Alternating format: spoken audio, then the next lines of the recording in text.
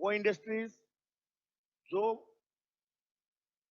पहली बार यह है कि आपका ट्रेडिशनल उसमें कोई टेक्नोलॉजी नहीं होगा। एक बात, कोई टेक्नोलॉजी का प्रयोग नहीं होगा। और दूसरा चीज आपका एक फैमिली के मेंबर जो परिवार के सदस्य होते हैं, हाउस होल्ड, उन्हीं के द्वारा संचालित होगा।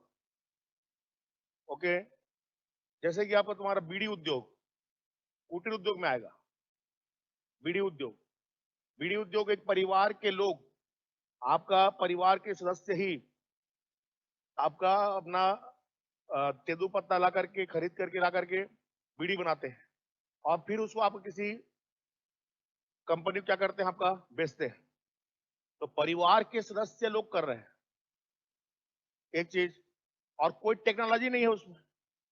ये क्या होगा आपका कॉटेज इंडस्ट्रीज, कुटीर। इसमें कोई कैपिटल इन्वेस्टमेंट नहीं होगा, कैपिटल इन्वेस्टमेंट नहीं होगा, फैमिली मेंबर के द्वारा किया जाएगा, कोई टेक्नोलॉजी नहीं होगी, तब वो कुटीर है। और जब आपका 50 लेबर के द्वारा किया जा रहा हो, कम से कम 50 लेबर हो, कोई आपका ट्रेडिशनल कोई टेक्नोलॉजी हो, और कम से कम 15,000 15,000 रुपए से अधिक उसमें आपका कैपिटल इन्वेस्टमेंट हो, तब हो जाएगा आपका तुम्हारा विलेज इंडस्ट्रीज, ग्रामोद्योग।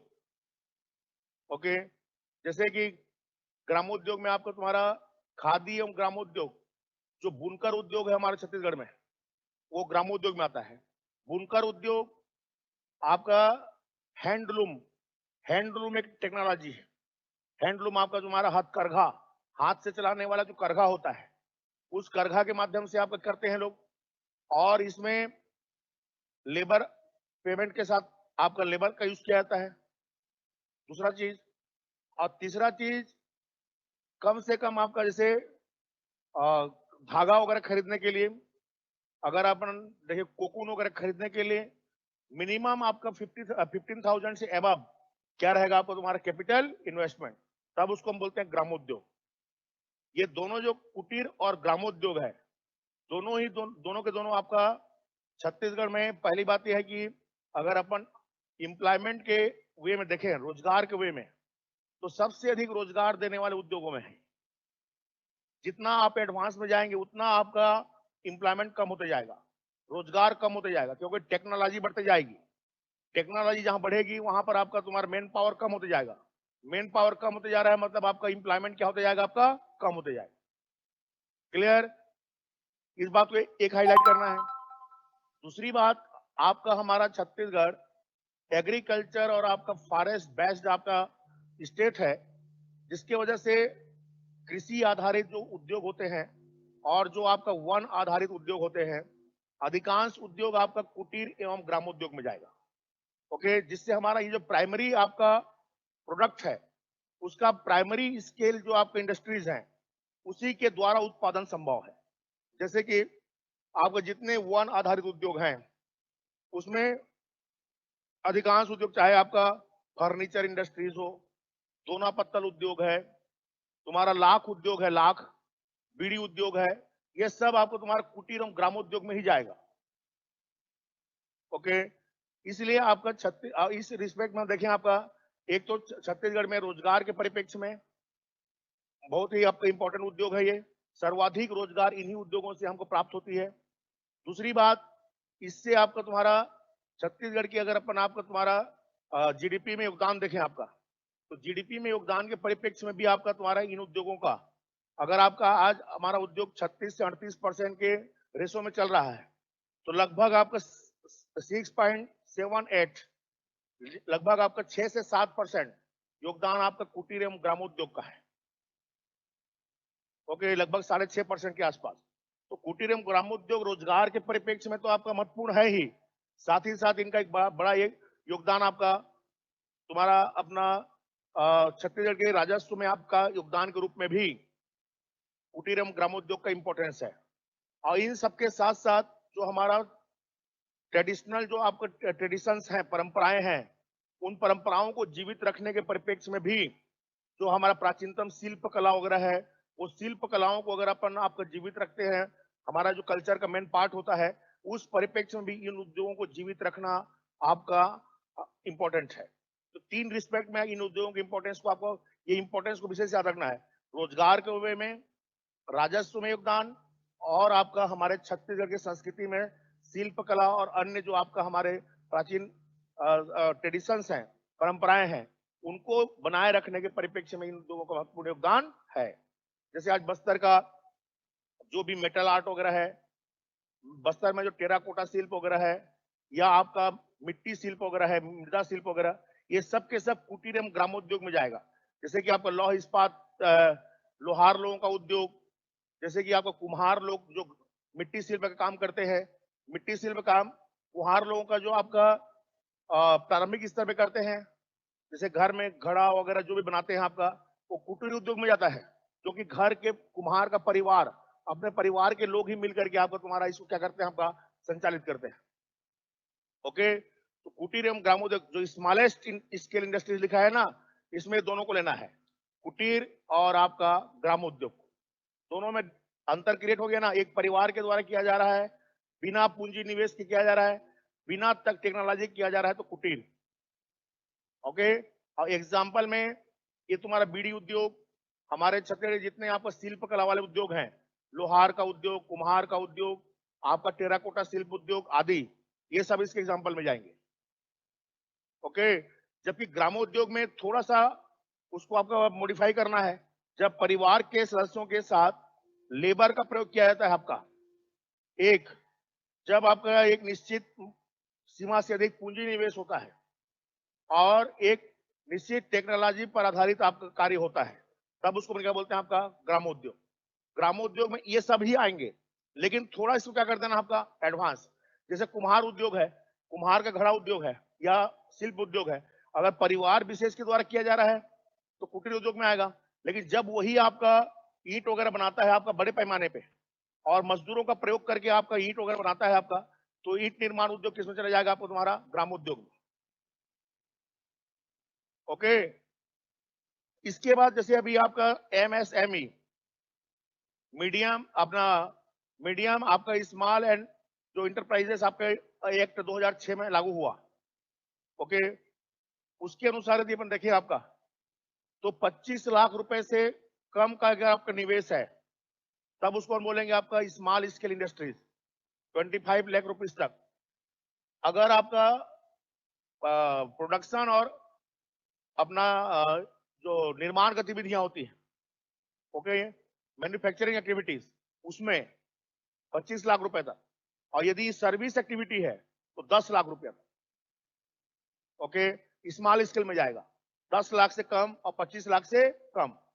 मीडियम स्केल में 25 लाख से 5 करोड़, और मीडियम के बाद लार्ज स्केल में आपका 5 से 10 करोड़। ओके, माइक्रो आपका देखो एक्चुअल में ये कहलाएगा सूक्ष्म, लघु और मध्यम कहलाएगा एक्चुअल में, है ना। और 10 करोड़ से अधिक को ले जाएंगे आपका लार्ज स्केल में। एमएसएमई जो आपका एक्ट 2006 है, उसके द्वारा डिफाइन किया गया है 25 लाख से कम, 25 लाख से 5 करोड़, 5 से 10 करोड़, और 10 लाख से कम, 10 से 2 करोड़, और 2 करोड़ से 5 करोड़। ये सर्विस सेक्टर में है। अगर सर्विस सेक्टर में आपका देखें अपन, तो सूक्ष्म उद्योग में आ जाएगा तुम्हारा 10 लाख से कम, फिर 10 मीडियम में अपना स्मॉल में आ जाएगा 10 से 2, और 2 से 5 मीडियम, और 5 से अधिक हुआ तो लार्ज। ओके, ये आपका क्राइटेरिया याद रखना है। यहां पर अगर अपन आपका फिर से देखें लघु उद्योग के रूप में या माइक्रो इंडस्ट्रीज के रूप में, तो पहला चीज हमेशा जब भी लिखोगे एम्प्लॉयमेंट को हाईलाइट करना है। सर्वाधिक मात्रा में इससे हमको क्या प्राप्त होगा, आपका रोजगार। और दूसरा, जो आवश्यक वस्तु होते हैं, डेली नीड्स के जो आपका प्रोडक्ट होते हैं, ये सब आपका माइक्रो और स्मॉल स्केल, ये दोनों के द्वारा ही आपको तैयार होते हैं। इसलिए ये दोनों उद्योग, एक तो आपका तुम्हारा रोजगार के परिप्रेक्ष्य में, और दूसरा इससे हमको आपका आम उपभोक्ता वस्तुओं को तैयार करने में आपका आत्मनिर्भरता प्राप्त होती है। कम से कम देश को दूसरे देशों से आयात पर निर्भर नहीं होना पड़ता, क्योंकि क्योंकि सबसे महत्वपूर्ण आपका जो प्रोडक्ट होते हैं वो आम उपभोक्ता कंज्यूमर गुड्स होते हैं, और कंज्यूमर गुड्स बनाता कौन है आपका? माइक्रो और स्मॉल स्केल इंडस्ट्री। ओके, इन दो रिस्पेक्ट में हमारे छत्तीसगढ़ में जैसे आपका जो कृषि पे आधारित उद्योग हैं, जो फॉरेस्ट पर आधारित आपका इंडस्ट्रीज हैं, दोनों के दोनों आपका लगभग आपको तुम्हारा इन दोनों क्षेत्रों में 80% से लेके आपका तुम्हारा 85% तक योगदान आपका माइक्रो और स्मॉल स्केल इंडस्ट्रीज का है। सिर्फ 15% ही आपको लार्ज स्केल में जाएगा। ओके, एक बात। दूसरी बात, इसके एग्जांपल जैसे आपका लार्ज स्केल इंडस्ट्रीज और मीडियम स्केल इंडस्ट्रीज है, जैसे अपना राइस मिल्स वगैरह है। छत्तीसगढ़ में राइस मिल दो टाइप का होता है। एक तो आपको तुम्हारा 1 करोड़ से कम आपका लागत का होता है, और दूसरा 1 करोड़ से अधिक लागत का होता है। तो राइस मिल पूरा का पूरा एक ही स्केल में जाएगा ऐसा नहीं है। राइस मिल, छोटे राइस मिल जो होते हैं आपका, ये स्मॉल और आपका मीडियम स्केल में जाते हैं, और बड़े स्तर के जो होगा आपका वो लार्ज स्केल राइस मिल तो नहीं होगा, लेकिन ग्रुप आप राइस मिल जो इंडस्ट्रीज लगता है वो किस में जाएगा आपका? Large scale. एग्जाम्पल ऐसे लेकर के लिखना पड़ेगा तुम। जैसे आपका तुम्हारा सीमेंट उद्योग है, सीमेंट उद्योग दोनों में आता है, 10 करोड़ से कम वाले में और 10 करोड़ से अधिक वाले में। ये डिपेंड करता है कि आपका उसके प्रोडक्शन लिमिट पर। अगर आपको तुम्हारा जो प्रोडक्शन लिमिट है उसका पर्टिकुलर आपका प्रोडक्शन लिमिट को बाधा तो दी गया है, लेकिन जिस कंपनी में 10 करोड़ से कम लागत लग रही है वो किस में जाएगा? आपका मीडियम स्केल में, और जो 10 करोड़ से अधिक लग रही है वो लार्ज स्केल में। ओके, ये एग्जांपल लेके लिखना है। इसके अतिरिक्त अगर अपन आपका माइक्रो और स्मॉल स्केल इंडस्ट्रीज के बारे में देखें, तो इन दोनों से एक तो पहली बात यह है कि ज्यादातर ये ट्रेडिशनल टेक्नोलॉजी पे आधारित होते हैं, परंपरागत तकनीक पे आधारित होते हैं, इसलिए इन्वायरमेंट फ्रेंडली होते हैं, इको फ्रेंडली होगा।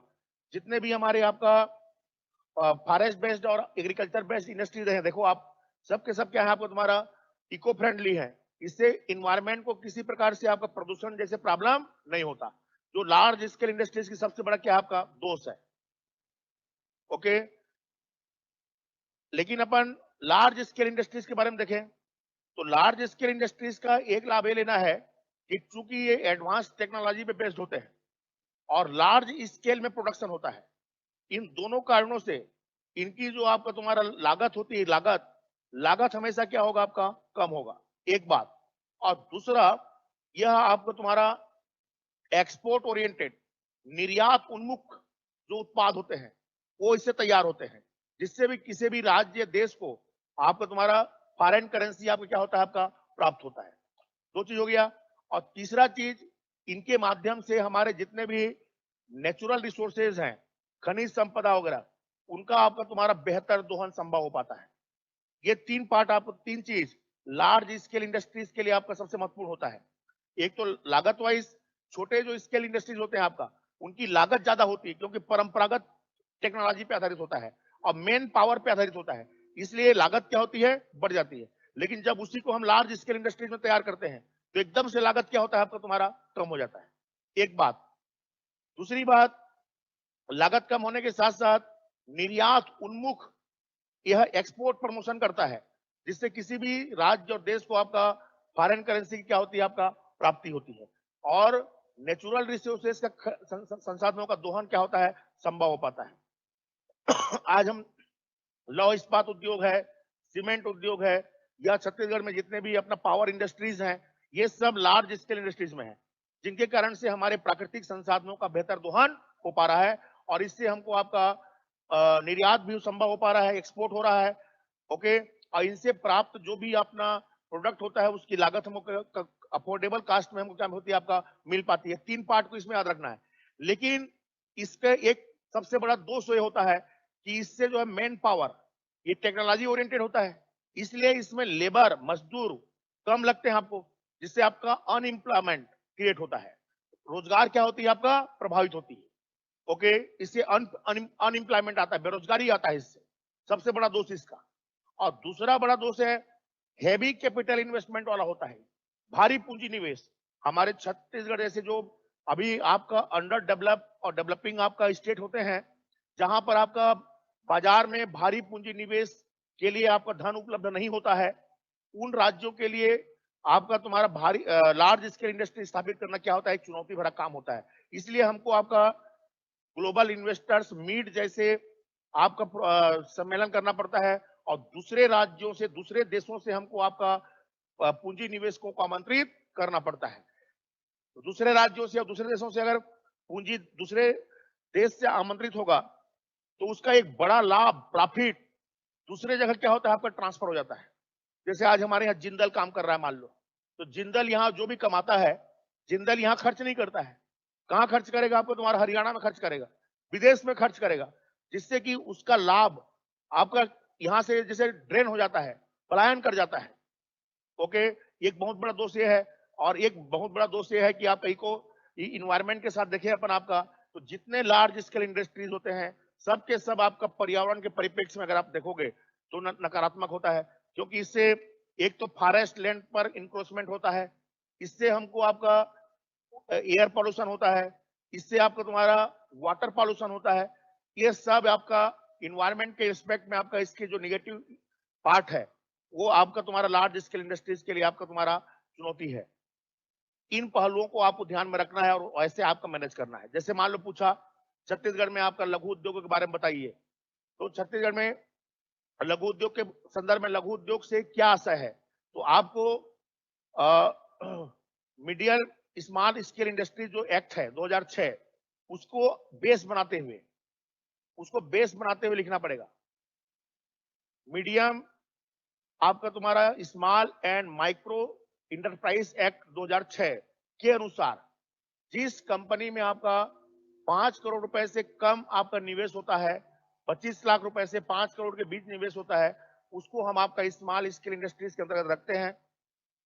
चूंकि हमारा छत्तीसगढ़ कृषि एवं वन आधारित राज्य है, इस परिप्रेक्ष्य में छत्तीसगढ़ में लघु उद्योगों का यहाँ पर रोजगार के परिप्रेक्ष्य में तथा कृषि एवं वन संसाधनों के प्रॉपर उपयोग के परिप्रेक्ष्य में एवं आपका उपभोक्ता वस्तुओं को आपका आपूर्ति करने की दिशा में आपका इन उद्योगों का निर्णायक महत्व है।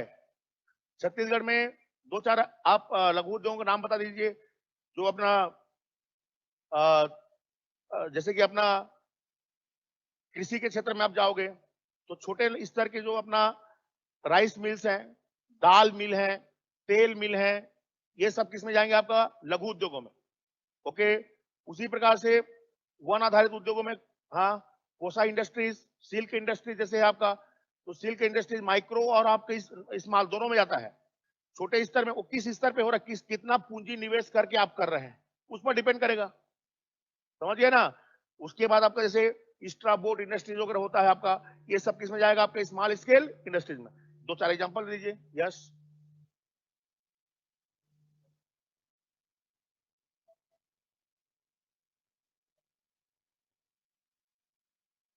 नहीं, उसमें अपना लैंड एंड आपका तुम्हारा जो होता है लैंड एक और जो इंफ्रास्ट्रक्चर होता है, दोनों को छोड़ करके जो इन्वेस्टमेंट होता है उसका क्राइटेरिया है ये। जैसे 25 लाख से 5 करोड़ उसका जो अपना टेक्नोलॉजी एंड प्रोडक्शन के लिए जो अपने को अदर इंफ्रास्ट्रक्चर चाहिए, इसी पे किया गया निवेश को ही हम आपका एमएसएमई अधिनियम के तहत तय किए हैं। लैंड शामिल नहीं है उसमें। तो जैसे मान लो कहीं पर आप कोई भी उद्योग स्थापित कर रहे हैं तो उसको मशीन खरीदने में और भी जो आपका उसके इंफ्रास्ट्रक्चर होता है उसको लगाने में जो निवेश होता है वो आपका इसके क्राइटेरिया में शामिल है। ओके, बाकी लेबर पेमेंट वगैरह का जो है आपका वो अदर पार्ट है इसका, वो तो प्रोडक्शन का पार्ट है। वो निवेश मतलब स्टार्टिंग में जो हम आपको किसी भी कंपनी को चालू करने के लिए, उत्पादन प्रारंभ करने के लिए जिस इंफ्रास्ट्रक्चर की आवश्यकता पड़ती है जमीन को छोड़कर, ओके, उसमें किया गया निवेश आपका तुम्हारा इस अधिनियम के द्वारा निर्धारित है। ओके, लार्ज स्केल इंडस्ट्री, इसका जो पॉजिटिव पार्ट है और निगेटिव पार्ट है ये दोनों मेन है। और तीसरा एग्जांपल देखो, पहला लाइन देना है कि एमएसएमई एक्ट के तहत जो क्राइटेरिया बनाया गया है उसको पहले लिखिए। कि किसको हम लघु उद्योग बोलेंगे, किसको माइक्रो इंडस्ट्रीज बोलेंगे और किसको आपका मीडियम और लार्ज स्केल इंडस्ट्रीज बोलेंगे, पहले ही बताना है आपको। दूसरे लाइन में आप उसके बताइए कि वह जो उद्योग है किन किस कौन कौन सा उसका पॉजिटिव पार्ट है। जैसे लघु उद्योग और अति लघु उद्योग की चर्चा करेंगे आप, तो रोजगार को पहले नंबर पे लेना है, रोजगार उन्मुख होता है, यह इसका सबसे महत्वपूर्ण पार्ट होता है। और दूसरा, उपभोक्ता वस्तुएं तैयार होती है, कंज्यूमर गुड्स, ओके। और तीसरा, इन्वायरमेंट फ्रेंडली होता है, मतलब उस रूप में आपका इन्वायरमेंट फ्रेंडली 100% होता है ऐसा नहीं है, लेकिन अगर अपन देखें आपका लार्ज स्केल और मीडियम स्केल इंडस्ट्रीज के रिस्पेक्ट में, तो क्या होता है आपका इन्वायरमेंट के लिए ज्यादा आपका पॉजिटिव होता है, ओके। ये इस पार्ट को हाईलाइट करना है। लेकिन ये जो इंडस्ट्रीज होते हैं, ये इससे उत्पाद या वस्तुओं की लागत क्या होती है, बढ़ जाती है। कोई भी उत्पादन यदि आपका आदमी के द्वारा और मशीन में किया जाए तो मशीन का हमेशा सस्ता होगा, और आदमियों के द्वारा हमेशा क्या होगा, आपको तुम्हारा लागत क्या होगी, बढ़ेगी, एक बात। और दूसरी बात, आपका टेक्नोलॉजी अगर बेहतर होता है तो उसकी क्वालिटी भी क्या होगा, आपका बेहतर होगा। लेकिन यदि अपन मेन पावर के थ्रू करेंगे तो गुणवत्ता भी क्या होगी, कमजोर होती है, ओके। ये इसका क्या है, आपका निगेटिव पार्ट है। क्लियर है चीज। इसके बाद देखो आपकी, अगर लार्ज स्केल इंडस्ट्रीज की बात करेंगे अपन, तो अभी जो 3 पार्ट बताया मैं आपका, कि एक तो लागत कम होगी और गुणवत्ता अच्छी होगी, क्वालिटी अच्छा होगा, पहला पॉइंट। इससे जो वस्तु तैयार होता है उसकी लागत हमेशा कम होगी और गुणवत्ता क्वालिटी क्या होगा, आपका कास्ट वाइज कम होगा और क्वालिटी क्या होगा, आपका बेटर होगा, एक पार्ट। दूसरा पार्ट, इससे जो है आपको तुम्हारा एक्सपोर्ट ओरिएंटेड, निर्यात उन्मुख उत्पाद तैयार होते हैं, जिससे किसी भी देश या राज्य को क्या होता है, विदेशी मुद्रा का अर्जन होता है। और हमारा आपका जो बैलेंस ऑफ पेमेंट होता है या तुम्हारा बैलेंस ऑफ ट्रेड होता है, व्यापार संतुलन हमारे पक्ष में आता है, ओके। और तीसरा बात, इससे जो नेचुरल रिसोर्स होते हैं, ओके, प्राकृतिक संसाधन, उनका आपका बेहतर दोहन होता है। इस पार्ट को, तीनों पार्ट को हाईलाइट करना है। और इसमें निगेटिव पार्ट में किसको हाईलाइट करना है, पहली बात तो इन्वायरमेंट, बड़ा उद्योग लगाओगे तो कृषि भूमि का इंक्रोचमेंट होता है, फॉरेस्ट लैंड का क्या होगा, इंक्रोचमेंट होगा, और उससे जो आपको तुम्हारा प्रदूषण होगा, इन्वायरमेंट से लेके वाटर से लेके सभी प्रकार क्या होगा, आपका पॉल्यूशन होगा। ये सबसे बड़ा इससे क्या होगा, आपका दुर्गुण होगा। और इन उद्योगों के लिए हैवी कैपिटल इन्वेस्टमेंट की आवश्यकता होती है, भारी पूंजी निवेश की। अगर बाजार में अगर भारी पूंजी निवेश के लिए आपका पर्याप्त पूंजी नहीं रहता है, तो हमको आपका जो अपना एफडीआई, फॉरेन डायरेक्ट इन्वेस्टमेंट वगैरह आमंत्रित करना पड़ता है, दूसरे देशों से निवेशकों को आमंत्रित करना पड़ता है, जिससे हमारा लाभ का क्या होता है, प्रॉफिट का पलायन होता है, ड्रेन होता है, जो निगेटिव इंपैक्ट डालता है, ओके। और इसका एक दोष क्या है कि इससे आपका तुम्हारा बेरोजगारी आती है, ओके। रोजगार क्या होगा, आपका कम होता है, ये इसका निगेटिव इंपैक्ट में लेना है आपका, ओके। ये तीनों उद्योगों के बारे में आपका याद रखना। कुटीर और ग्रामोद्योग को आज हमको मोटिवेट करने की आवश्यकता है, ताकि हम अपने परंपरागत जो भी उत्पाद है और शिल्प कला है, जो अपन हमारा आर्ट है, उसको हम जीवित रख सकते हैं, एक बात, ओके। और इससे हम अपना रोजगार के परिप्रेक्ष्य में, जो बताया था भी आपका रोजगार, हमारा आपका जो कंज्यूमर उपभोक्ताओं को हम आपका जो कम लागत पे आपका उनको उत्पाद पहुंचा सकते हैं, आपको उनकी जरूरत के हिसाब से वो प्रोवाइड कर सकते हैं, ओके। ये एमएसएमई में याद रखना है।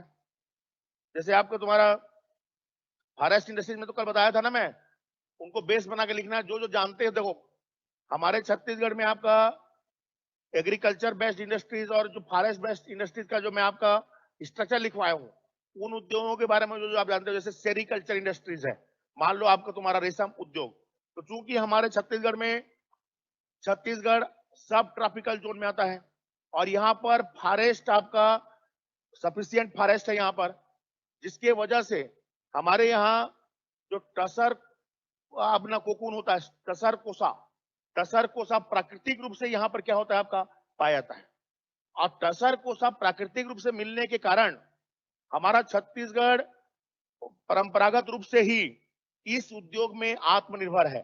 और आज भी यह आपका छत्तीसगढ़ में आपका रेशम आधारित उद्योग, एक तो इससे एक बहुत बड़े वर्ग को आपका रोजगार प्राप्त हुआ है, साथ ही साथ इससे हमको आपका दूसरे राज्यों के मार्केट में एक अच्छा बाजार के रूप में आपका छत्तीसगढ़ जो है अपना जगह बनाया हुआ है, जिसमें खास करके अपना चापा 1, चंद्रपुर 2, छुरी कोसगई 3 और रतनपुर 4, ये 4 जो आपका तुम्हारा जगह है जहां पर आज आपका साड़ी से लेकर के रेशमी वस्त्रों का आपका यहाँ पर निर्माण की दिशा में आपका आत्मनिर्भरता को प्राप्त किया है।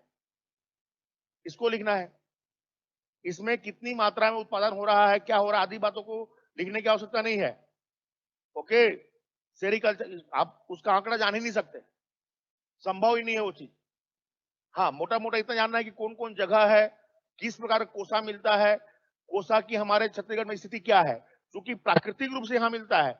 हमको कृत्रिम रूप से कोसा उत्पादन करते हैं वो अलग बात है, बाकी छत्तीसगढ़ प्राकृतिक रूप से ही आपका अपना कोसा का उत्पादन करता है। बस्तर जो है आपका कोसा का उत्पादन करने में अग्रणी है। ओके, इसीलिए जगदलपुर में कोसा अनुसंधान केंद्र स्थापित किया गया है, आदि बातों का उल्लेख कर देना है। इस टाइप का लिखना है यार इसको। इसमें आगे जैसे कि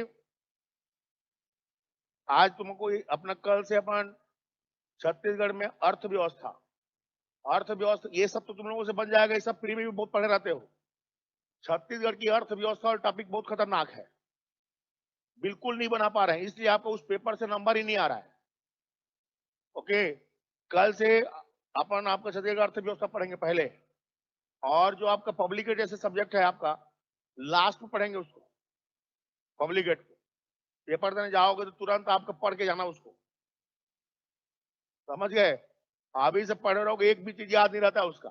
कम से कम ये जो इजी वाला पार्ट है, इस पार्ट को जल्दबाजी में थोड़ा खत्म कर देते हैं, फिर लास्ट में अपन लेंगे आपका पब्लिक एडमिनिस्ट्रेशन को। ओके, देखो आपका इसमें लास्ट में जैसे means of transport and tourism दिया हुआ है एक टॉपिक। तो ट्रांसपोर्ट में का ढांचा क्या रहेगा कि हमारे छत्तीसगढ़ में अगर अपन आपका ट्रांसपोर्ट के संदर्भ में देखें तो एक आएगा तुम्हारा रोडवेज, दूसरा आएगा रेलवेज, तीसरा आपका एयरवेज, और चौथा आएगा आपका अपना वाटरवेज। ये चारों स्ट्रक्चर को लेकर लिखना है। बहुत ज्यादा इसमें तुमको अपना दिमाग को खपाने की आवश्यकता नहीं है, मोटा मोटा जो प्रीलिम्स में पढ़े हो, जैसे कि रोडवेज के ऊपर लिखते हैं तो छत्तीसगढ़ में आपका रोडवेज 4 प्रकार का होता है: national highway, state highway, district highway and village road. Okay, अगर अपन देखें आपका 3323 आपको 33,023 33023 33,023 किलोमीटर छत्तीसगढ़ में रोड की लंबाई है, रोडवेज है 33,000 आपका 33023, ऐसे याद रखना, हमेशा याद रहता है 3323 करके, बीच में क्या रहेगा 0, 33,023 रोडवेज है। जिसमें से 3526 आपका नेशनल हाईवे है, जो कि छत्तीसगढ़ रोडवेज का 10.5% है। ओके, है 10.5%, लेकिन इससे आपका छत्तीसगढ़ में अपना passenger service and good service, passenger service का 60% से अधिक भाग, औसत आप लिख सकते हैं कि 50% से अधिक भाग पैसेंजर एंड गुड सर्विस का इसी से होता है, नेशनल हाईवे से ही होता है। जो भी आपका तुम्हारा ओके मतलब अगर सिर्फ राष्ट्रीय राजमार्ग पूछ दिया तो राष्ट्रीय राजमार्ग में बताना है कि एक तो 35-26 किलोमीटर लंबाई है, कुल 20 है। राष्ट्रीय राजमार्ग क्रमांक 30 सबसे लंबा है, 600 आपका 36 किलोमीटर।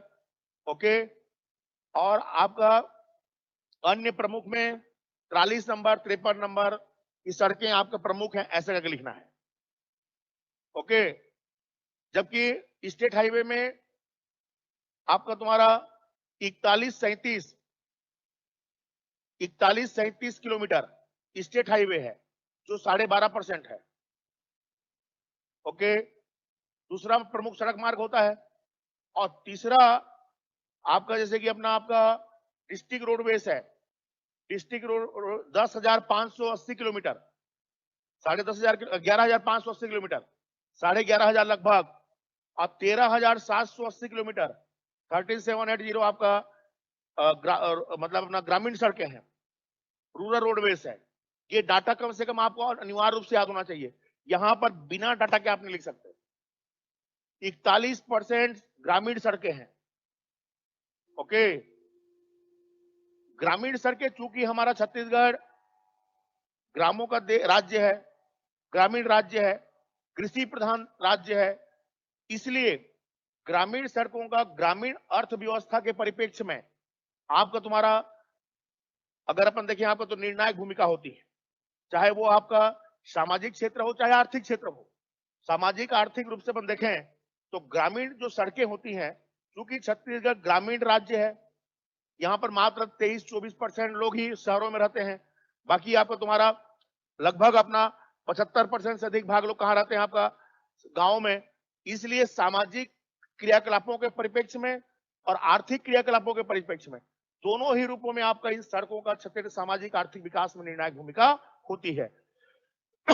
ओके, इस बात को हाईलाइट करना है। और जो नेशनल हाईवे होता है, इसका राज्य के कुल आपका तुम्हारा सड़क परिवहन, मतलब आपका पैसेंजर सर्विस, ओके, और दूसरा आपका गुड्स सर्विस, दोनों ही परिप्रेक्ष्य में 50% से अधिक रोल, 60% से अधिक रोल है ना एक्चुअल में, लेकिन 50% से अधिक रोल आप लिखोगे कोई दिक्कत नहीं है। कम से कम 50% से अधिक भूमिका किसकी, आपका सिर्फ नेशनल हाईवे का है, जो कि सड़क मार्ग का सिर्फ कितना है, आपका 10.5% है। ओके, आपका हमारे छत्तीसगढ़ में, क्योंकि छत्तीसगढ़ का अधिकांश भाग पहाड़ी और पठारी होता है, पठारी भाग है, इसलिए यहां पर सड़क निर्माण की लागत ज्यादा है। ये यहाँ पर सड़क मार्ग के समक्ष एक कड़ी जो आपका तुम्हारा चुनौती या बाधा है, हमारे पास बैरियर है कि यहाँ पर आपका पहाड़ी और पठारी भाग होने के कारण से सड़कें निकालना, जैसे अभी बस्तर जो रेल परियोजना चल रही है, बस्तर सड़क मार्ग चल रहा है, केशकाल घाटी में, केशकाल घाटी को सुधारने के लिए ही अपने को करोड़ों रुपए लग चुका है। इतना ज्यादा क्या होता है, आपका खर्चीला है, ये इसके समक्ष सबसे बड़ा चुनौती है। ओके, इस बात को लिखना है। अपना रेल मार्ग आपका 1888 में शुरू हुआ है। नागपुर राजनांदगांव रेल मार्ग 27 नवंबर 1888 को शुरू हुआ, ब्रॉड गेज, जबकि नैरो गेज के रूप में 1880 शुरू हो गया था। आज आपका लगभग 1350 रूट किलोमीटर छत्तीसगढ़ में रेलवे की लंबाई है। ओके, यहां से होकर के आपका मुंबई हावड़ा रेल मार्ग गुजरती है। मुंबई हावड़ा रेल मार्ग, जो कि देश का रेलवे मार्ग का बैकबोन कहलाता है, वह इस रूट से होकर गुजरती है। इसके अतिरिक्त आज हमारा छत्तीसगढ़ का बिलासपुर रेल मंडल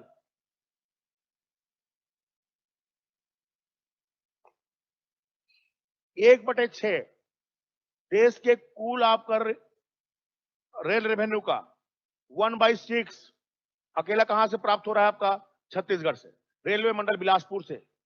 ओके, और हमारा छत्तीसगढ़ आपका दक्षिण पूर्वी मध्य रेलवे जोन के अंतर्गत आता है। देखो, रेलवे जोन को हाईलाइट करना है, रेल मंडल को हाईलाइट करना है, 1888 में शुरू हुआ, इसको हाईलाइट करना है, और बॉम्बे हावड़ा रेल लाइन गुजरती है, इसको हाईलाइट करना है। और वर्तमान में जो परियोजनाएं चल रही हैं, चाहे बस्तर दंडकारण्य रेल परियोजना आपका 235 किलोमीटर, जिसमें दल्ली राजहरा से रावघाट और रावघाट से जगदलपुर 90 किलोमीटर और 140 किलोमीटर, कुल आपका तुम्हारा 235 किलोमीटर, एक इसको हाईलाइट करना। और दो जो आपका रेल कॉरिडोर चल रहा है, ईस्टर्न रेल कॉरिडोर और east west rail corridor. Eastern rail corridor मतलब खरसिया से धर्मजयगढ़, और धर्मजयगढ़ से आपको तुम्हारा महुआ डोंगा, ये जो आपका रोड है, आपका रेल मार्ग, बाद में तो हमारा जुड़ रहा है धर्मजयगढ़ से कोरबा, इसको बोलते हैं अपन आपका ईस्टर्न रेल कॉरिडोर। और जो कुसमुंदा गेवरा से पेंड्रा रोड, गेवरा रोड से पेंड्रा रोड, ये आपका ईस्ट वेस्ट रेल कॉरिडोर, ये दोनों रेल कॉरिडोर को हाईलाइट कर देना है। ईस्टर्न रेल लंबाई वंबाई नहीं पता है, कोई बात नहीं। छत्तीसगढ़ में वर्तमान में 2 रेल कॉरिडोर आपका निर्मित हो रहे हैं, जो आपका कोयला क्षेत्र के कोयला परिवहन के क्षेत्र में आपका महत्वपूर्ण है, जिसमें से एक ईस्टर्न रेल कॉरिडोर और दूसरा आपका east west rail corridor, Kharsia से धर्मजयगढ़ से महुआ डोंगा और आपका तुम्हारा गेवरा रोड से पेंड्रा रोड। जबकि दंडकारण्य रेल परियोजना चल रहा है, जो लौह अयस्क और खनिज संसाधनों के परिवहन के क्षेत्र में निर्णायक है, जिसमें आपको 2 चरणों में हो रहा है। फेज 1 आपका 90 किलोमीटर, फेज 2 आपका 140 किलोमीटर, जो रावघाट, दल्लीराजहरा से रावघाट और रावघाट से जगदलपुर, ये लेना है आपका। इसमें अगर एयरवेज में चलोगे तो 2 विमानतल हैं, एक माना विमानतल और एक आपका तुम्हारा बिलासपुर विमानतल, रायपुर और बिलासपुर। और यहां पर आपका प्रेजेंट 9 आपका हवाई पट्टी संचालित है, 9 हवाई पट्टी है, 2 आपका एरोड्रम है और 9 आपका एयर बेस है। ओके, दोनों मालूम है आपका, रायपुर और बिलासपुर विमानतल है। एयर बेस में एक तो जगदलपुर जो कि सेना का है, ओके, दल्लीराजहरा और आपका नंदिनी दोनों आपका बीएसपी का है। ओके, नंदिनी समझ गया ना।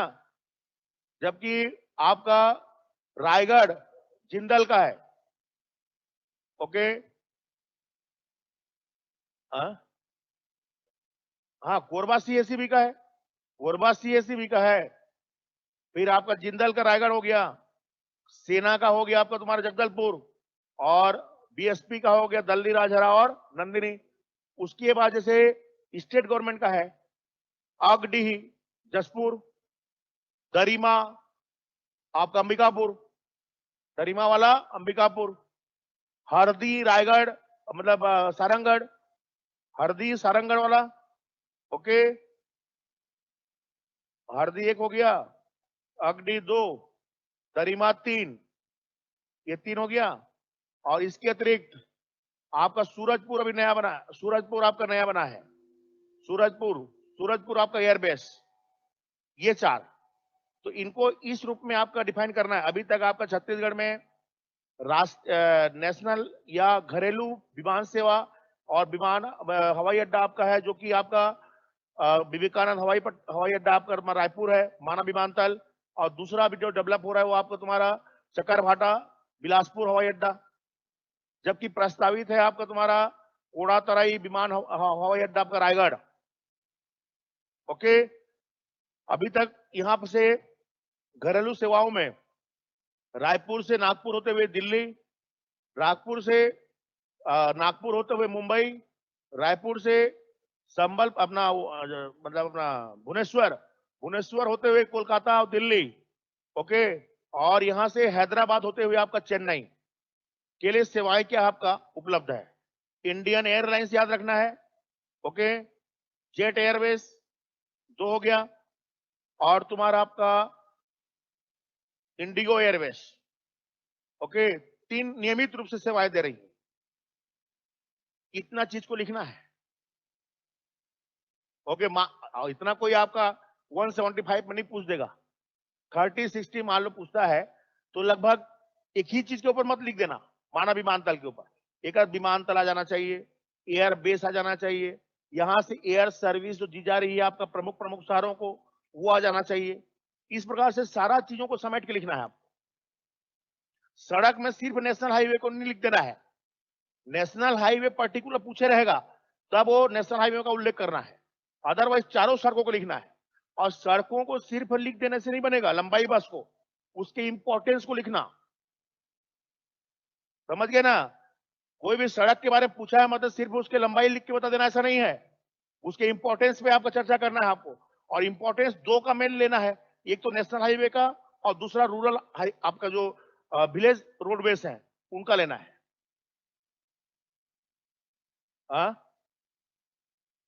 कौन सा? हाँ, अगर मान लो ग्रामीण सड़कें पूछा, तो ग्रामीण सड़कों में प्रधानमंत्री ग्राम सड़क योजना, मुख्यमंत्री ग्राम सड़क योजना, दोनों की चर्चा करना है आपको, अगर आपका ग्रामीण सड़कें पूछा है तो। और अगर नेशनल हाईवे पूछेगा तो हमारे छत्तीसगढ़ में आपका तुम्हारा भारतमाला परियोजना, भारतमाला परियोजना का उल्लेख करना है। ये जो आपका तुम्हारा नागपुर वाला रोड है आपका रायपुर से, ये भारतमाला में आता है। ये जो बिलासपुर वाला है ये भी भारतमाला में आता है। अभी भारतमाला में आपका तुम्हारा जो रायगढ़ से हैदराबाद जुड़ रहा है, हैदराबाद वाला रोड, ये भारतमाला है। यहां से आपका तुम्हारा जो रांची जुड़ रहा है आपका अपना बिलासपुर से रांची, भारतमाला परियोजना है। ओके, ये मतलब यहां से गोल्डन क्वाड्रेचर नहीं गुजरता, यहां से नॉर्थ साउथ कॉरिडोर नहीं गुजरता, यहां पर आपका भारतमाला परियोजना। छत्तीसगढ़ मतलब आपका जितना भी 4 लेन सड़कें हैं सब किस में जाएंगे, आपका भारतमाला।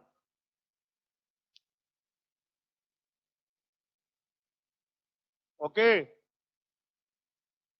ये आपको तुम्हारा अपना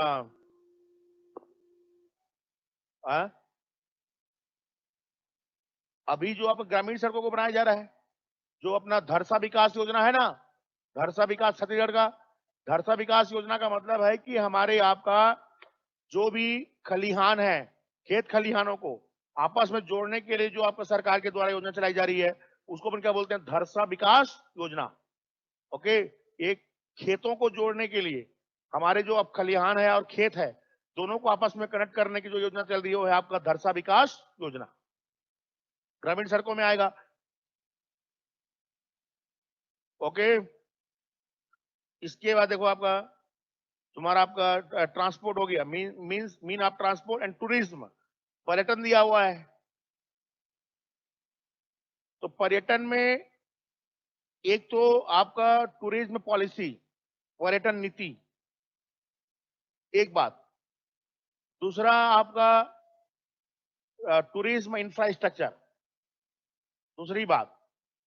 और तीसरा बात यहां पर जो आपका टूरिज्म के डिफरेंट टाइप्स हैं, जैसे आपका तुम्हारा इको टूरिज्म है, आपका जितने भी नेचुरल टूरिज्म है, रिलीजियस स्पॉट है, हिस्टोरिकल प्लेस है। ओके, इनको अलग अलग करके आपको जैसे मान लो 175 या 125 के आसपास प्रश्न करता है, तो सीधा सीधा आपका तुम्हारा ऐतिहासिक पुरातात्विक महत्व के स्थल, ओके, जैसे कि प्राकृतिक स्थल, ओके, धार्मिक महत्व के स्थल, इस रूप में इसको क्लासिफाइड करना पहले, और इस रूप में लेकर के आपको लिखना है। जैसे हिस्टोरिकल एंड आपका आर्कियोलॉजिकल प्लेस में लोगे तो जितना भी हमारे आर्कियोलॉजिकल साइट्स हैं और जो हिस्टोरिकल प्लेस हैं उनको विशेष ध्यान रखना है।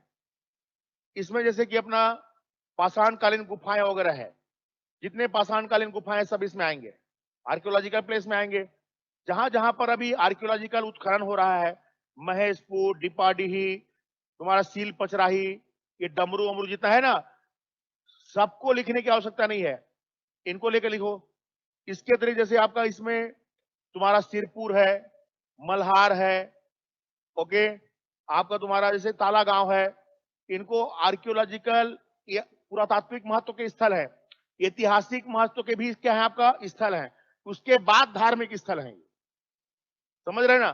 तो पहले हिस्टोरिकल और आपका आर्कियोलॉजिकल को लेना है, उसके बाद धार्मिक में जैसे लेते हैं आप, तो सीधा सीधा धार्मिक स्थल जो है जैसे रतनपुर, उसको आज हम ऐतिहासिक महत्व के स्थल में रूप में नहीं लेंगे, उसका परिचय क्या आपका धार्मिक महत्व के स्थल के रूप में है। शिवरी नारायण, राजिम, डोंगरगढ़, इस टाइप की जगह है जिनका आपका तुम्हारा डायरेक्ट क्या है आपका तुम्हारा धार्मिक महत्व है, उनको लेना है।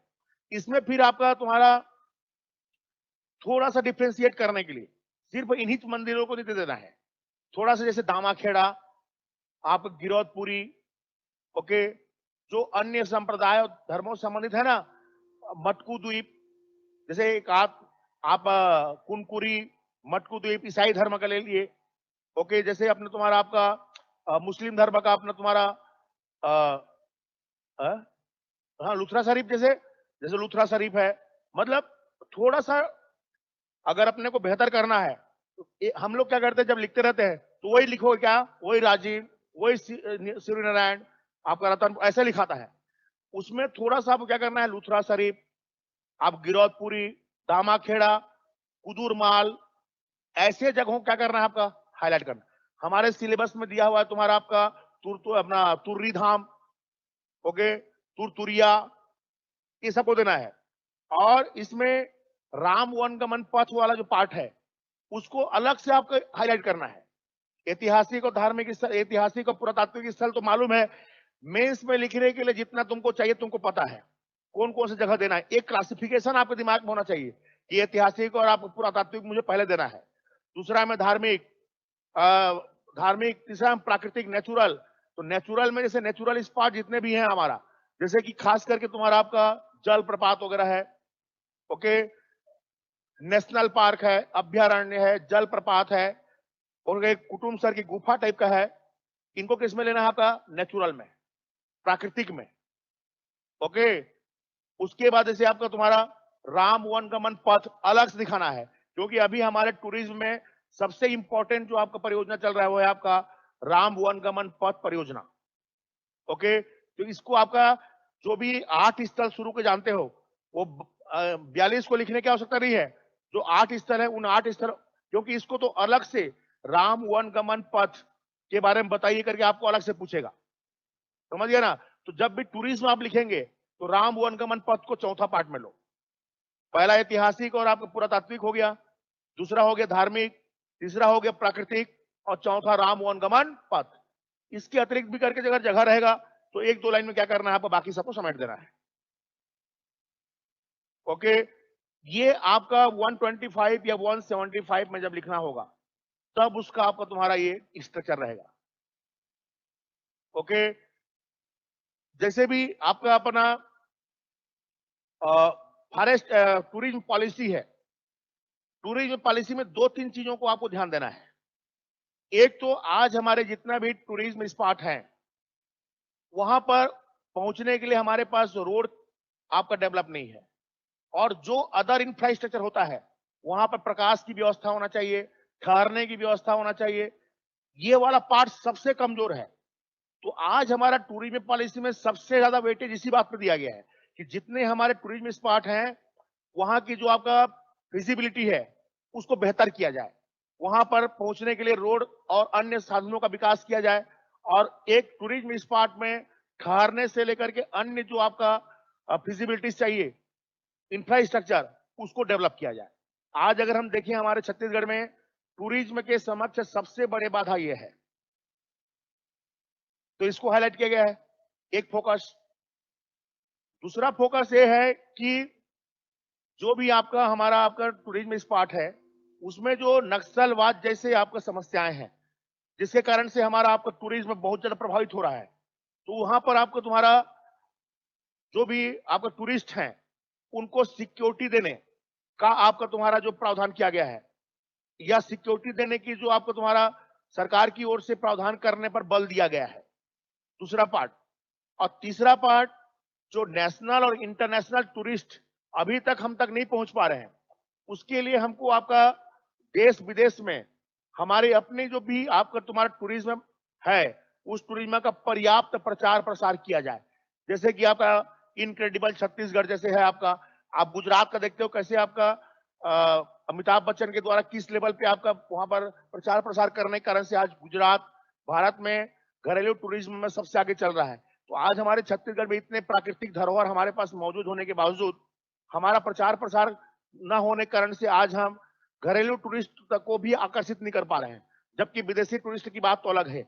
तो प्रचार प्रसार पर बल दिया गया है, ओके। एक तो आपका इंफ्रास्ट्रक्चर को लेना पहला फोकस, दूसरा फोकस आपका टूरिस्ट की सिक्योरिटी पर दिया गया है, तीसरा फोकस प्रचार प्रसार के माध्यम से घरेलू देशी और विदेशी आपका टूरिस्ट को आकर्षित करने पर बल दिया गया है, और इन सब के माध्यम से टूरिस्ट को प्रॉफिटेबल बनाने पर, इससे एक तो आपको तुम्हारा स्टेट जो टूरिस्ट रेवेन्यू है उसको बढ़ाना, और इसके माध्यम से राज्य में आपका रोजगार क्रिएट करना। टूरिस्ट आज रेवेन्यू का एक बहुत बड़ा सोर्स है और दूसरा रोजगार का बहुत बड़ा साधन है ना। तो टूरिस्ट को आज प्रॉफिटेबल बनाने पर बल दिया जा रहा है, जिससे कि इससे हम राज्य में आपका तुम्हारा राजस्व की बढ़ोतरी कर सके, और दूसरा इससे घरेलू और जो स्थानीय लोग होते हैं उनको आपका तुम्हारा रोजगार मुहैया कराया जा सके या रोजगार उनके लिए सृजित किया जा सके। ये 4 पॉइंट को आपका हाईलाइट करना है। राज्य पर्यटन नीति बल देता है राज्य में पर्यटन के आधारभूत संरचना के विकास करने पर, राज्य में जो पर्यटक हैं उनके आपका सामाजिक आर्थिक सुरक्षा पर, आपका तुम्हारा राज्य के पर्यटक स्थलों के देश विदेश में पर्याप्त प्रचार प्रसार पर, और राज्य के पर्यटन को लाभप्रद बना करके राज्य के घरेलू आपका तुम्हारा जो जीडीपी है तथा आपका स्थानीय लोगों के लिए रोजगार के अवसर सृजित करने पर बल दिया गया है। ये 4 पॉइंट को आपका 4 लाइन में लिखना है। 30 वर्ष हो जाएगा यार। पर्यटन नीति कभी भी 175 में नहीं पूछेगा आपको, दिमाग में इसको रखो। ओके, तो पर्यटन में एक तो पर्यटन नीति हो गया, और पर्यटन में सबको मिला कर लिखना। अब पर्यटन में नेक्स्ट क्या पूछेगा आपको, पर्टिकुलर किसी पर्यटक स्थल को, जैसे कुटुम्बसर की गुफा के बारे में बताइए 30 या 60 वर्ड, 60 वर्ड तक में मैक्सिमम जाएगा। तो इसका स्ट्रक्चर, वह किस प्रकार का पर्यटक स्थल है, क्या क्या वहां पर महत्वपूर्ण चीजें हैं। ओके, 2 लाइन में महत्वपूर्ण बातों को देना है, और आखिरी लाइन में कैसे हम वहां तक पहुंच सकते हैं, उसका जो कनेक्टिविटी फिजिबिलिटी, ओके, उस लाइस्टिविटी को देना है। ये 4 लाइन में लिखना है आपको। जैसे कुटुम्बसर की गुफा, ओके, अपना कास्ट स्थलाकृति के द्वारा, कास्ट स्थलाकृति में आता है, और यह प्राकृतिक रूप से निर्मित चूने का क्या है आपका गुफा है। अगर हम उसको अनुवाद करें बोले तो चूने का क्या है, एक गुफा है। ओके, जो कि कांगेर वैली नेशनल पार्क के अंदर जगदलपुर से दक्षिण पश्चिम में स्थित, दक्षिण पूर्व में स्थित है। उसका लोकेशन क्या है, कहां पर स्थित है। जैसे डिपाडीही, आपका डिपाडीही एक पुरातात्विक और ऐतिहासिक महत्व का स्थल है। यह बलरामपुर जिला में, ओके, सामरी कुसमी तहसील में कन्हार नदी के तट पर स्थित है। ओके, जैसे कि आपको तुम्हारा महेशपुर, यह आपका पुरातात्विक और ऐतिहासिक महत्व का स्थल है। यह आपका रिहन नदी के तट पर आपका तुम्हारा अंबिकापुर बिलासपुर राजमार्ग के मार्ग पर आपका तुम्हारा अपना उदयपुर तहसील में स्थित है। ऐसा पहले लाइन में देना है। हमेशा दिमाग में स्ट्रक्चर रखो, ऑन द स्पॉट लिख, तुरंत ऐसे लिखना है। ओके, दूसरा लाइन में जाएंगे आप कुटुम्बसर की गुफा के बारे में, तो आपका जैसे इसका जो है 1951 में आपका शंकर तिवारी के द्वारा खोज किया गया। इसके अंदर स्टेलेक्टाइट और स्टेलेगमाइट स्थलाकृति पाई जाती हैं। इसके अंदर आपको तुम्हारा केपियोला संकराई झिंगुर मिलता है। इसके अंदर आपका अंधी मछलियां हैं। इसके अंदर आपका प्राकृतिक शिवलिंग है। ओके, आदि बातों को लेकर के आपका तुमको 2 लाइन में लिखना है। उसके शंकर तिवारी ने खोज किया। स्टेलेगमाइट स्टेलेक्टाइट स्थलाकृतियों के लिए फेमस है। ओके, यहां पर केपियोला संकराई झिंगुर मिलता है जो दुनिया में कहीं नहीं मिलता। यहां पर आपका अंधी मछलियां हैं जो दुनिया में कहीं नहीं है। एकदम स्पेसिफिक जो पार्ट है उसका, उसको लेके लिखो। ओके, और चौथा लाइन में फिर बताइए कि आप जगदलपुर से नेशनल हाईवे नंबर 30 के माध्यम से आपका इस यहां तक आप कुटुम्बसर की गुफा के अंदर कांगेर वैली नेशनल पार्क के अंदर स्थित है, यहां पर पहुंचा जा सकता है। ओके, इसके पास में तीरथगढ़ जलप्रपात है। इसके पास में भैंसा दरहा है आपका। इसके पास में कांगेर गुफा है। आदि बातों के बारे में जोड़ करके चौथा लाइन में लिखना है। ये 4 लाइन का पैटर्न रहेगा आपका। एकदम सरल सरल प्रश्न है ये, लेकिन तुमको मैं दिखाऊंगा कि इसमें 0.5 नंबर मिला है, क्योंकि लिख के जो आ रहे हैं एक ही पॉइंट को आपका 3-3 लाइन में लिखे तो भैया नंबर थोड़ी मिलेगा आपको। अलग अलग सब्जेक्ट देखो, अपन जान रहे हैं कि आपका कोई भी जैसे डिपार्टी के बारे में पहला लाइन लिख दिया आपका कि यहां पर स्थित है। दूसरा लाइन में ये कि यहां पर आपका प्राचीन काल का छत्तीसगढ़ प्राचीन काल इतिहास का सामत सरना का मंदिर है यहां पर। ओके, सामत सरना के मंदिर के बारे में बताइए। फिर जैसे तीसरा लाइन में डिपार्टी जो है आपका, इसके पास ही में कोटली वाटरफॉल है, इसके पास ही में आपका खुड़िया रानी वाटरफॉल है। यहीं पर आपका तो ये जो क्षेत्र है आपका अपना उरांव जनजाति के आपको तुम्हारा विरासत के लिए फेमस है। ऐसे चीजों को लेकर के जैसे कुछ चीज आपको नहीं मिल रहा है हमारी जानकारी, तीसरा लाइन में लिखना है। आसपास की चीजों को बटोरो उसमें, टूरिज्म में लिख रहे हैं आप। ओके, आसपास की चीजों को बताइए। फिर चौथा लाइन में आप बताइए कि इसको अपन कहां से अप्रोच कर सकते हैं इसको।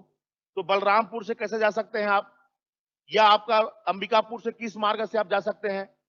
ओके, तो अंबिकापुर लावाकेरा जो मार्ग है आपका, जो अपना ईस्ट वेस्ट कॉरिडोर, हमारा छत्तीसगढ़ जो आपका ईस्ट वेस्ट कॉरिडोर है, अंबिकापुर लावाकेरा मार्ग है, उस मार्ग से हम आपका लुंड्रा होते हुए यहां पर पहुंच सकते हैं। ओके, यहां पर पासी में सेमर सोत अभ्यारण्य है।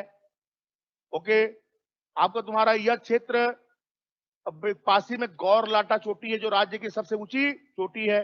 ऐसे करके चौथा लाइन में मतलब चारों का विषय वस्तु अलग अलग हो आपका। और जब किसी एक पर्टिकुलर चीज के बारे में बहुत ज्यादा जानकारी आपके पास नहीं है तो टूरिज्म के अन्य पार्ट जो आसपास में है उसको आप सकेल दो। कोई भी टूरिज्म इस पार्ट के बारे में जब राज्य सरकार के द्वारा प्रकाशित जो किताब आता है देखना, उसको ऐसे स्टाइल में लिखा रहता है। तो कोई भी उसको जब वैल्यूएशन करता है इस रूप में मांगेगा, इसी आपका अपन समझ सके को जगह कहां पर है, किस टाइप का जगह है, आदि बातों को लेकर। ओके, जैसे आपका कोई भी जगह पूछ रहा है आपको, ऐसा लिखना है। जैसे मान लो कि तुमको पूछ दिया तीरथगढ़ वाटरफॉल या आपका तुम्हारा अपना चित्रकूट वाटरफॉल। ओके, तो इनको तो आप डायरेक्ट बोलोगे छत्तीसगढ़ नियाग्रा, छत्तीसगढ़ का एंजिल, छत्तीसगढ़ भेड़ा घाट आदि जो नामों है इनसे आपका शुरू करो। ओके, उसके बाद जैसे आपका वाटरफॉल है तो यह आपका रात्रि में चांद की रोशनी में, दुधिया रोशनी में ऐसा दिखाई देता है। सूर्योदय और सूर्यास्त के समय लालिमा लिया हुआ दिखाई देता है। ये जो बातें हैं आपका, ओके, इन बातों को लेकर के आपका जलप्रपात वगैरह बारे में लिखेंगे तो रात्रि में कैसा दिखता है, सूर्योदय और सूर्यास्त के समय कैसा दिखता है, आदि बातों को उसमें कोरिलेट करना आपको आना चाहिए। क्योंकि आप जल पर वाटरफॉल लिख रहे हैं, ओके, सिर्फ चौड़ाई को लिख दिए, सबसे चौड़ा है, सबसे ऊंचा है, 7 धाराओं में पानी गिरता है, इतने, ये तो आपको लिखना ही है आपको। लेकिन मोती दुधिया रोशनी में आपका तुम्हारा श्वेत मोती की भांति चमकता है। ओके, इस टाइप के शब्दों का प्रयोग करके आपका जलप्रपात को, कोई भी जलप्रपात हो, रात में वैसे ही दिखेगा ना भाई अकेला तीरथगढ़ दुधिया रोशनी में चमकता है, ऐसा नहीं है। कोई भी जलप्रपात चमकेगा, चमकेगा कि नहीं। तो किसी के भी बारे में लिखोगे, तीरथगढ़ के बारे में वैसा पढ़े मतलब उसी में लिखेंगे, ऐसा नहीं है। जिसके बारे में भी लिखो ये हवा में फेंक के लिखना है आप। ओके, उसके बाद आप उसका अप्रोचेबल मार्ग बताइए और उसके नियर अबाउट में जो अन्य महत्वपूर्ण आपका टूरिज्म स्पॉट उसको जोड़ो। ओके, आप जैसे तीरथगढ़ के बारे में लिख रहे हैं तो कुटुमसर गुफा को लिखो, कुटुमसर गुफा को लिख रहे हो तो तीरथगढ़ को लिखो। ओके, ये आपका लिखने का स्टाइल। ओके, उस सब जगहों को तो नहीं पढ़ सकते, मैं तुमको एक स्ट्रक्चर ही बता सकता हूं अभी फिलहाल। हम आपका हर जगह के बारे में भी, नहीं तो टूरिज्म 2 दिन लगेगा, 3 दिन लगेगा अपने, याद याद है कि नहीं। ओके, हाँ, कोई चीज अगर दिमाग में मान लो है, अचानक कोई प्रश्न पूछा है या तुम्हारे दिमाग में है कोई चीज, आपका कैसे लिखें सर इसको करके, तो आप बता सकते हो। बिल्कुल भी नहीं जान रहे हो तो भी आपका हवाबाजी करके लिखना है। यह ऐतिहासिक, पुरातात्विक, प्राकृतिक महत्व का स्थल, ऐसा लिख दो। तो तीनों में कोई तो होगा। ऐतिहासिक नहीं रहा होगा तो पुरातात्विक होगा। अरे सही बोल रहा हूं मैं, छोड़ के नहीं आ जाना है उसको। अगर गलत भी लिखोगे तो भी जीरो करेगा, अब बिल्कुल नहीं भी लिखोगे तो भी जीरो करेगा। लेकिन एक आध शब्द अगर फंस गया तो 0.5 नंबर तो देगा ना भैया। ओके, हाँ बोल। भोरम देव को 60 वर्ड पूछा है, सिर्फ ऐतिहासिक मत पूछा है। तो पहले तो आप बताइए कि भोरम देव को आपका छत्तीसगढ़ खजुराहो बोलते हैं। भोरम देव आपका तुम्हारा कवर्धा से आपका 10-15 किलोमीटर की दूरी में 14 किलोमीटर है, आपका 10-15 किलोमीटर लिखना है। चौरा नामक स्थान पर है। 11वीं शताब्दी में इस मंदिर को आपका बनाया गया। खड़ी नागवंश के राजाओं ने इसको बनाया। ओके, आपका चंदेल शैली में बना हुआ है, चंदेल नागर शैली में बना हुआ है। खजुराहो के आपका मंदिरों की तर्ज पर आपका निर्मित किया गया है, इसलिए इसको खजुराहो का आपका खजुराहो के नाम से भी जानते हैं। ये आपका एक पैराग्राफ में लेके चलना है, जो भी उसका हिस्टोरिकल बैकग्राउंड है उसको बताओ। 11वीं सदी का है, चंदेल शैली में बना है, फड़ी नागवंशियों ने बनाया, गोपाल देव के शासनकाल में बना है, आदि बातों को लेकर के आपका एक पैराग्राफ में लिखो। ओके, उसके बाद आपका जो इसके आपका मेन इंपॉर्टेंस है, इसकी वास्तु शैली है। एक बात यह जिस एक तो आपका तुम्हारा चंदेल शैली में आपका निर्मित, इसके जो भी आपका दीवार है, उस दीवार में जो आपका चित्रकारी की गई है, उस चित्रकारी में तात्कालिक मानव के जो लौकिक जीवन होता है, उस लौकिक जीवन का के व्यवहारिक पहलू को उजागर किया गया है, जिससे हमको 10वीं और 11वीं शताब्दी के आसपास के जो भी आपका लौकिक जीवन है, उसको समझने में, उसको जानने में हमारे लिए एक ऐतिहासिक धरोहर के रूप में, एक रिसोर्स के रूप में आपका काम आता है। इसमें जो भी चित्रकारी की गई है, उन चित्रकारियों को देख करके हम समझ सकते हैं कि उस समय के सामाजिक जीवन का आपका जो प्रैक्टिकल पार्ट है, व्यवहारिक पहलू है, वो कैसा रहा होगा। ओके, दूसरी बात, ये जो आपका मंदिर है, यह मंदिर अपना छत्तीसगढ़ में 11वीं-12वीं शताब्दी के समय प्रचलित नागर जो वास्तु शैली था, उस नागर वास्तु शैली का आज हमारे पास एक उपलब्ध विरासत है, जिसके आधार पर उस समय के जो भी आपका वास्तुकला प्रचलित था, उसके बारे में हमको आपका जानकारी मिलता है। दूसरी बात, और तीसरी बात, यह फड़ी नागवंश, फड़ी नागवंशी राजाओं के आपका उनके जो प्रशासन के आपका पहलू था कि किस प्रकार से वो आपके कौन से धर्म को मानने वाले लोग थे, किस देवता की पूजा करते थे, और आपका तुम्हारा उनका धर्म के प्रति उदारता, सहिष्णुता कैसी थी, आदि बातों के बारे में हमको जानने का एक सोर्स प्रदान प्राप्त होता है। किससे? आपका इससे। ये 3-4 पहलुओं को लेकर के सेकंड पैराग्राफ लिखना है, ये उसके महत्व को उजागर करेगा। पहला पार्ट तो कोई भी चीज को ऐसा पूछा है 60 वर्ड में पूछ दिया, तो उसके हिस्टोरिकल बैकग्राउंड को एक पैराग्राफ में लिखो, और उसके हिस्टोरिकल इंपॉर्टेंस को सेकंड पैराग्राफ में।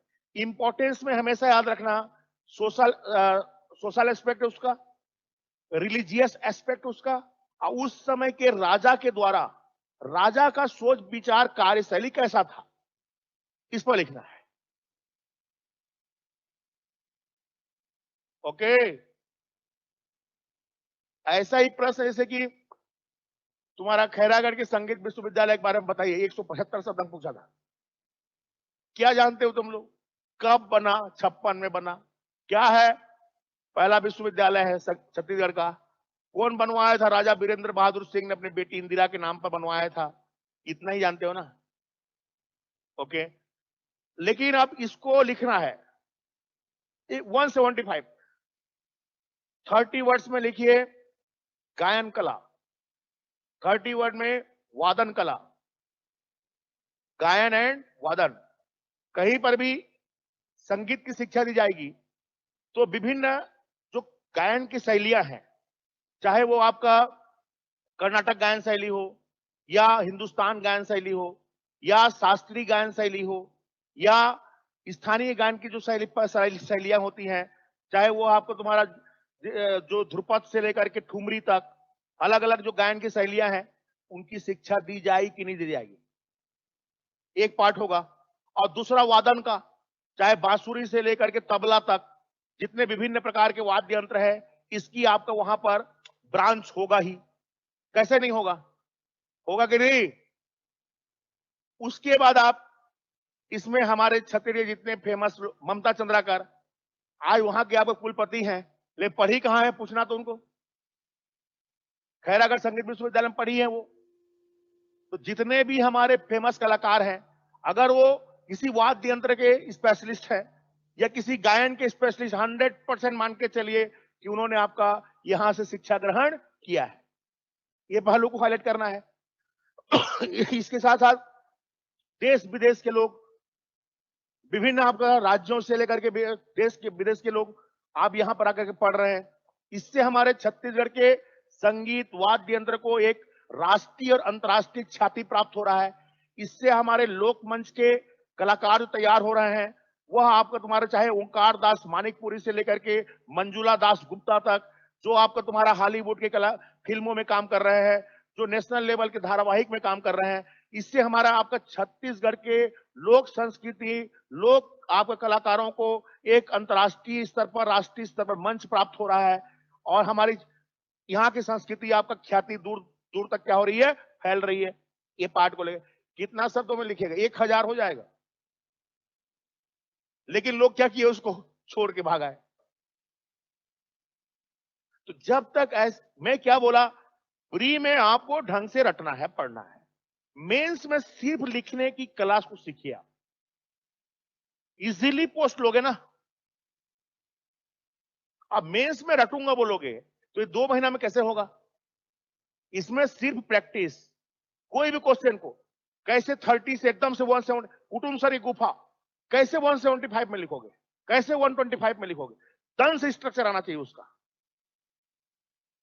ओके, जब तक स्ट्रक्चर नहीं डेवलप नहीं कर पा रहे हैं आप, तो मुश्किल से 30 वर्ड 60 वर्ड लिख पाओगे, उसको खत्म, जब तक क्लासिफाइड नहीं करोगे तो। ओके,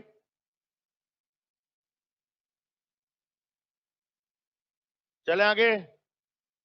टूरिज्म वाले पार्ट में तुमको पर्टिकुलर कोई टूरिज्म इस पार्ट देखो, आपका टूरिज्म पॉलिसी एक हो गया, छत्तीसगढ़ के टूरिज्म को बताइए पूछता है तो वही तोड़ना है, ऐतिहासिक, पुरातात्विक, प्राकृतिक, धार्मिक और राम वन गमन पर 4 पार्ट करना है। 4 पार्ट में सबको लिख देना मिला जुला करके। ओके, अगर छत्तीसगढ़ के आप 175 वगैरह में लिखोगे तो टूरिज्म की संभावनाएं और टूरिज्म की बाधाएं दोनों को लिखना है, और वर्तमान सरकार के द्वारा टूरिज्म को बढ़ावा देने के लिए क्या प्रयास किया जा रहा है उसको, ये एक पैराग्राफ में लिखना है कम से कम। एकदम से सिर्फ आपका जगह जगह के नाम को लिख के नहीं छोड़ देना है, लास्ट में एक पैराग्राफ आप कम से कम हमारे टूरिज्म के बैरियर क्या क्या है ना, और अपना गवर्नमेंट के द्वारा क्या इसके लिए आपका योजनाएं चलाई जा रही हैं। ओके, इन पहलुओं को भी आपको क्या करना है, आपका एक पैराग्राफ में लिखना है। चले आगे, ये करते करते टाइम हो जाता है। एक्चुअल बहुत बड़ा सिलेबस है ना यार, कितना घंटा क्लास चल रहा है तुम लोग देख रहे हो, फिर भी अभी सिलेबस हिल डुल नहीं रहा है। टूरिज्म में तुमको अगर कोई दिक्कत है, देखो परिवहन तो क्लियर हो गया ना, जल परिवहन जान रहे हो यार, एक जगह जल परिवहन की सुविधा है वो भी है नहीं, समझेगी नहीं। हमारे छत्तीसगढ़ में जल परिवहन की सुविधाओं के संदर्भ में देखें आपका तो इसके बेहतर संभावनाएं नहीं है, क्योंकि पहाड़ी और पठारी हम आपका राज्य है। ओके, और कोई क्वेश्चन में ज्योग्राफी में खनिज बचा था क्या, उत्पादन में क्या है यार, 59,59,90,7 कोयला का भंडार है, 157 कोयले का उत्पादन है। 157 को 150 याद रखना, 1.5 लाख, वो 59,000 मिलियन टन है वो, और ये 1.5 लाख मीट्रिक टन प्रति वर्ष आपका तुम्हारा कोयले क्या है आपका उत्पादन है। कोयले का परसेंट 17.5% है और उत्पादन है आपका 22%, 21.5% है उत्पादन, 17.5% भंडार में है और 21.5% उत्पादन में है। लोहा 21.5% भंडार में है और 14.5% आपका उत्पादन में है। ओके, लोहा का 34,000 मिलियन टन, तो 34,000 को लगभग 30 से 35 ऐसा याद रखना। हर साल 34 ही रहेगा ऐसा नहीं है ना, किसी साल 32 है, किसी साल 34 है, किसी साल 36 भी है। अभी पिछले आंकड़े के हिसाब से 34,000 है और चूना का 42,000 है। एक भी तुम लोगों को आंकड़ा याद नहीं रहता, मैं तो यहां हादर जाता हूं यार। अरे लगभग बोल रहा हूं मैं तुमको, 34,540 है, ऐसा याद करने की आवश्यकता नहीं है डियर। लगभग 34,500 या 30 से 35,000 के आसपास आपका छत्तीसगढ़ में लोहा का उत्पादन होता, इतना लिख दिए, एकदम पर्याप्त है, एकदम सही है वो।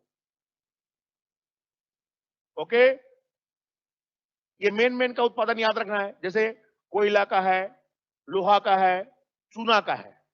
बाकी का उत्पादन याद भी नहीं रखोगे चलेगा। ओके,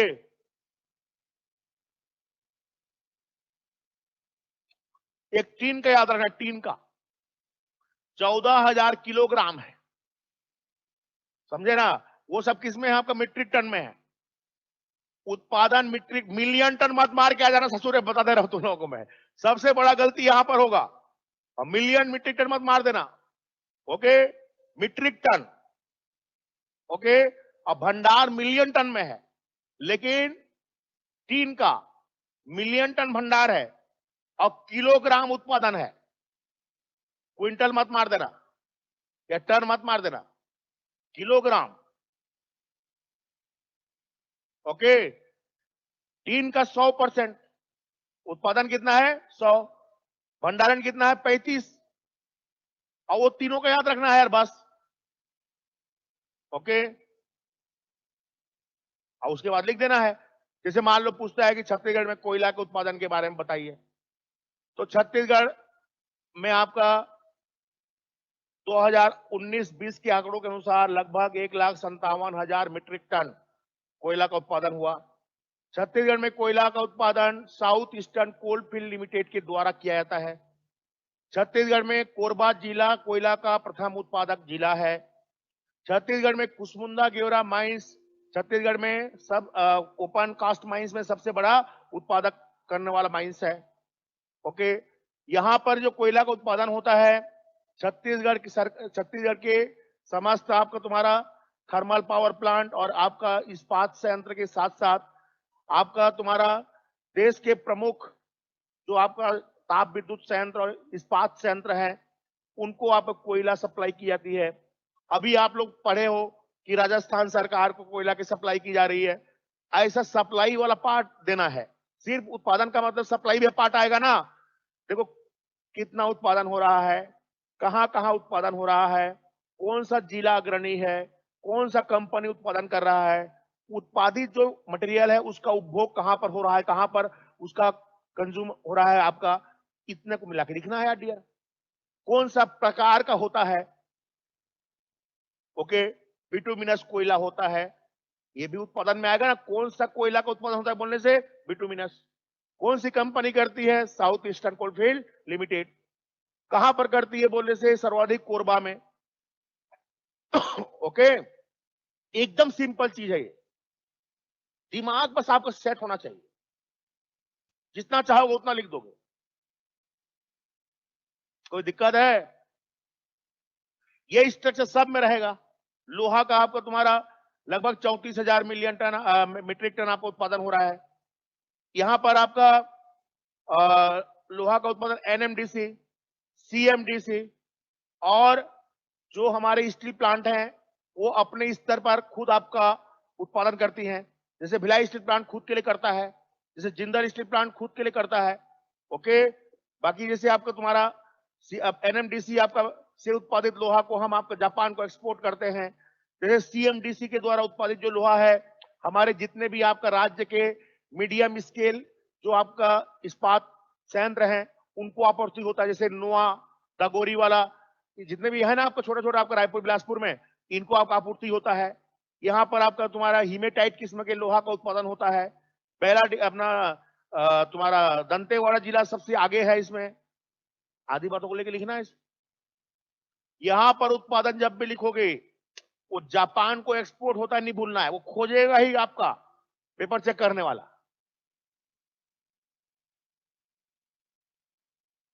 ओके, ये स्ट्रक्चर रहेगा उत्पादन का। भंडारण तो बताया था ना। और किसी टॉपिक में कोई दिक्कत? लास्ट टाइम हो गया। कल मैं इकोनॉमिक्स पढ़ाऊंगा, छत्तीसगढ़ अर्थव्यवस्था। सबसे कमजोर पहलू जा रहा है, तुम एक अलग कॉपी बनाओ। जैसे जैसे मैं बोलते जाऊंगा उसको लिखते जाना। तुम्हारे पास आंकड़े नहीं रहेगा। ये ज्योग्राफी वाला पार्ट अलग है, इकोनॉमिक्स वाले पार्ट में नए आंकड़े लिखना पड़ेगा। अभी का जो आपका आर्थिक सर्वेक्षण, अभी का बजट, सब लिखना पड़ेगा। तो जब जब बोलते जाऊंगा, आपका जो टॉपिक पहले बोलता हूं, मान लो वो टॉपिक को हेडलाइन डालो और उसके नीचे में आपका पेन में आपका लिखते जाओ, समझने का प्रयास करना है। आंकड़े लिखने के लिए बोल रहा हूँ क्योंकि इकोनॉमिक्स में तुम्हारे पास खोजने का टाइम नहीं है, तो तुमको खोजना नहीं पड़ना चाहिए। तो मोटा मोटा चीजों को लिख लो, और जो टॉपिक तुमको समझ में नहीं आ रहा है उसको खड़े को पूछो। ओके, तो एक छोटा सा कॉपी इस साइज का, जो आपका तुम्हारा मैप बनवाने के लिए मैं कॉपी खरीदवाता था ना, उसको लेके आओ तो तुम्हारा प्रीलिम्स भी काम आएगा। आंकड़े में बहुत कमजोर रहते हो ना, और आजकल देख तो रहा कैसे आंकड़ा पूछ रहा है, डेट पूछ रहा है प्रीलिम्स में भी। एकदम आपका नहीं पता है, मतलब नहीं पड़ रहा है प्रश्न, तो थोड़ा रटने पे भरोसा रखो भैया। कल कॉपी लेके आओगे? पुराने कॉपी में लिखे तो लिखने नहीं दूंगा, नया कॉपी चाहिए। सासुरे सबको गुड़ गोबर कर देते हो तुम लोग यार, सबको एक ही में लिख दोगे। कॉपी खरीदने में तुमको दिक्कत क्या होता है बे? कपड़ा तो आपका हर त्योहार के लिए अलग कपड़ा चाहिए, हर कार्यक्रम के लिए अलग कपड़ा चाहिए। ऐसा करता है कि नहीं करता है? लेकिन अब पढ़ने के लिए, जो कि सबसे मेन चीज है, शादी ब्याह में इसी कपड़े को पहन के चल जाएगा तो कोई बहुत ज्यादा तेरे को फर्क नहीं पड़ने वाला है कि तेरे भाव बढ़ जाएगा कि हो जाएगा करके, है कि नहीं? लेकिन कॉपी अगर गड़बड़ हुआ तो लाइफ तुम्हारा डिस्टर्ब हो रहा है। थोड़ी सी चीज के लिए अगर चूक गए, अभी कल एक लड़की मेरे को एक नंबर के लिए चूक गई सर। जब भी सोती हूँ तो वही चीज मेरे को याद आता है, रात भर नींद नहीं पड़ता है। वैसी होगा, एक नंबर के लिए हो सकता है कि डिप्टी कलेक्टर बनने की जगह में तहसीलदार बन गए, समझे? एक नंबर में भी ऐसा होता है। तो थोड़ा सा चीजों को समझो ना यार। सर्वांगीण विकास जब होगा तभी जाकर के आपको तुम्हारा पोस्ट मिलता है। ओके, चलो कल मिलते हैं। छत्तीसगढ़ की अर्थव्यवस्था को, अर्थव्यवस्था का सिलेबस ऐसा बनाया है, शुरू शुरू में समझ में नहीं आता है कि अर्थव्यवस्था है कि क्या है, कुछ और है करके।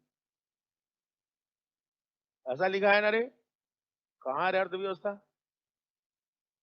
Economics of India and Chhattisgarh, देखो, in reference with Chhattisgarh second part, demographic feature and social backwardness of the scheduled caste, scheduled tribes and backward classes and minorities, literacy and occupational structure, change in sectorial distribution of income and employment, socio-political and economic empowerment of women, child labor problem। यहां तक तो समझ में नहीं आता कि अर्थव्यवस्था है, समझ गए ना? सामाजिक क्षेत्र को डाल दिया है,